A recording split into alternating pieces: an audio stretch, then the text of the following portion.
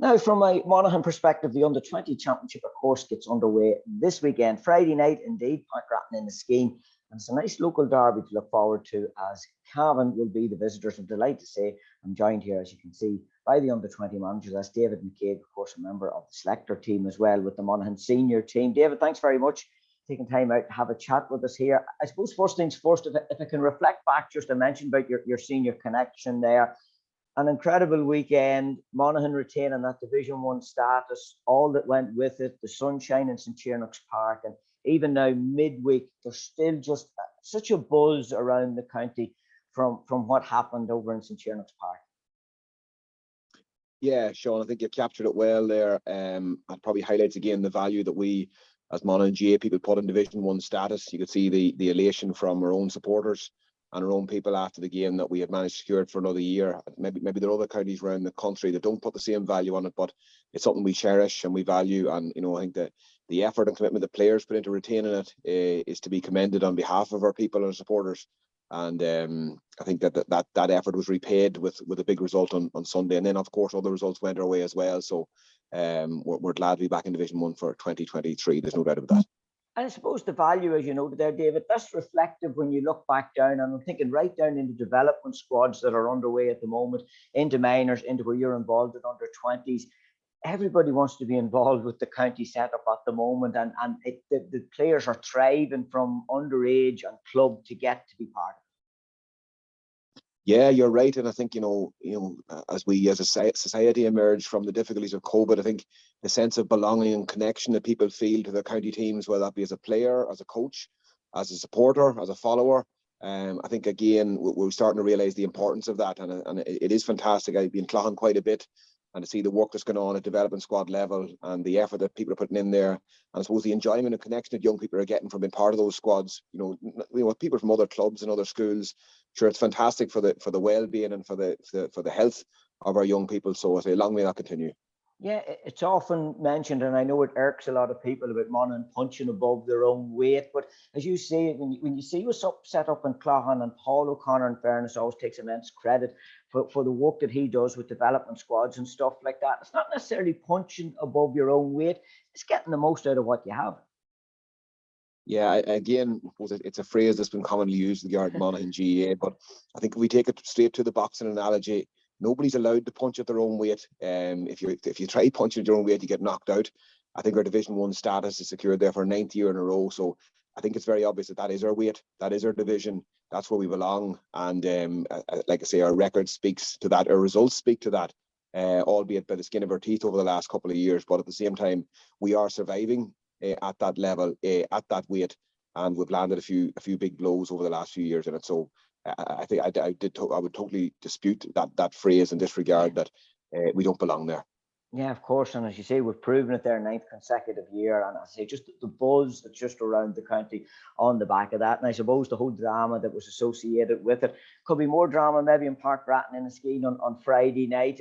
You're sort of double jobbing at the moment. I know you're part of Seamus's backroom team selector, coach in there, under-20 manager as well. So I suppose it gives you a good grasp and a good knowledge of what's coming through, and also a sort of the link to the senior team.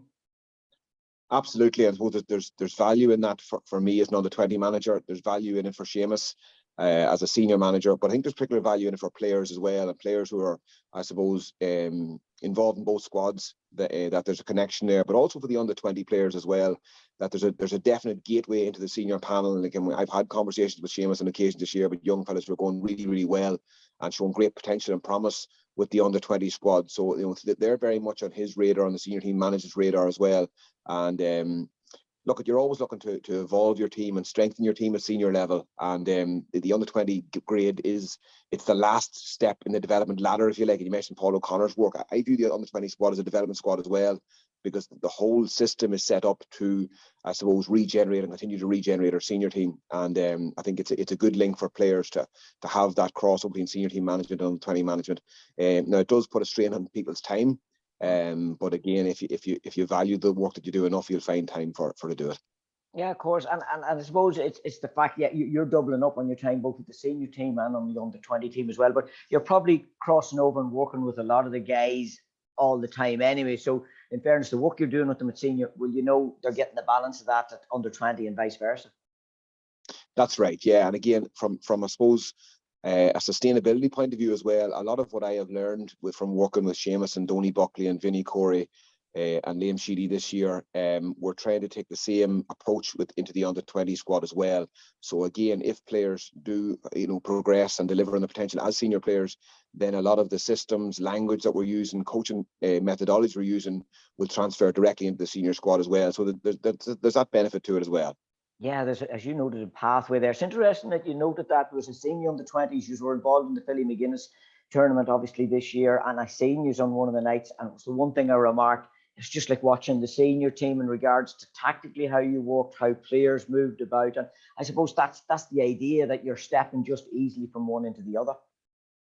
Yeah, I think again, from a player pathway point of view, that should be the way it is, that you're not stepping into a totally alien environment and listening to total alien language from a senior point of view. So that's another added benefit to it, surely, Sean. And again, I suppose the influence of the coaches that I'm working with senior level have rubbed off on me, and I'm trying to use that influence then with younger players as well, to help them along their journey.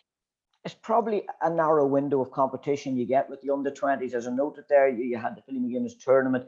Now you're into championship. It's one bite championship. Obviously, someone's going to crash out of it on Friday night as well. So it's a very condensed sort of time you have. It is, and that's regrettable, I suppose, because again, I do view it as the last step in that development pathway, and the more time and contact time you have, and even games that you have with players, then I think the greater the impact of that development can be on them. But that's where we're at. We don't have control over that, so we can't whinge or cry about it.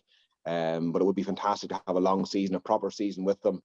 And even the under-20 season itself, it crosses over colleges football, it crosses over schools football, and now it's even crossing over under-19s and reserve football in Monaghan. So that's a difficulty. But look, not everything in life's plain sailing, and you have to be resilient yourself and to work with the challenges that are presented to you. Yeah, I suppose not only just with coaching players, you have to be very diplomatic and nearly political in your decision making. I suppose operating with clubs and college teams and such like. You do, but again, to pay credit to the clubs I'm on, and particularly in recent weeks, they've been very understanding of where we're at. And again, once the lines of communication are open, I've some fantastic conversations with men in different clubs around the needs of the individual player and what does that player need. Some players need more game time. Some players might need less game time, just with the training load they have and the preparation load. So, every club has been more than facilitating in I suppose, our priorities at the moment with Friday night's game on the horizon. Whatever about the senior team, and as I say, the buzz and highs associated with them, in fairness, our underage structures have been incredibly successful as well. And I know the panel you'd be working at the moment would be sort of the tail end of the 2019 minor success, and obviously the 2020 team that got to a very much delayed Ulster minor final as well, losing out to the All-Ireland champion. So you have quality coming in there.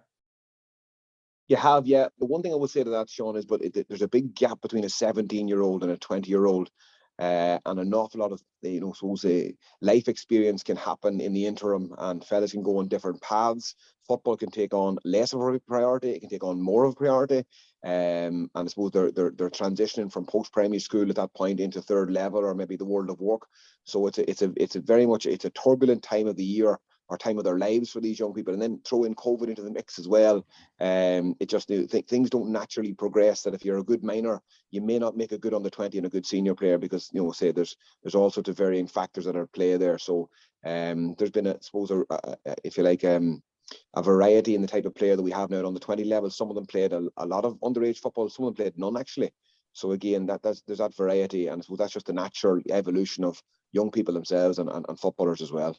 Yeah, and you probably answered the question I was going to ask. It doesn't necessarily mean that every player that's on an under-20 panel or minor panel have come through development squads. I take it you're always looking, and as you noted, you're talking to club managers, talking to college teams, you're finding out about other players maybe that have been just outside of the radar. Yeah, absolutely. And I think, very often you can see the late bloomer is the player who flourishes and becomes, a really top class senior player. I think it's well documented, even some of our senior players at the moment, how they flourish maybe later in their careers rather than maybe really early in their careers. So it's always interesting to see how young people develop at their own time and at their own rate. So it's we definitely have a mix of those players in our squad at the moment. I just find it then, David, it's a competition listen, people will be looking and saying Monaghan maybe have the edge going in, home venue, where you're coming from and that. But it's the one competition that you very rarely can put a favourites tag on either side, because as you've noted there, panels are evolving, teams are changing all the time. It's a one chance saloon sort of championship as well. So there's really never a favourite, no matter who it is you're going in against, or where you may be coming from. Yeah, I'd agree with you on that, Sean. Even the development league itself, you know, both counties, all counties involved in it, I suppose, took the opportunity to have a good look at their panel, to give every player an opportunity to play and impress, and you know, really look at the resources that they had at their disposal. So, you know, it's really, we're going in cold, so to speak, and it'll just be interesting to see how fellas react in, you know, a really competitive environment on Friday night.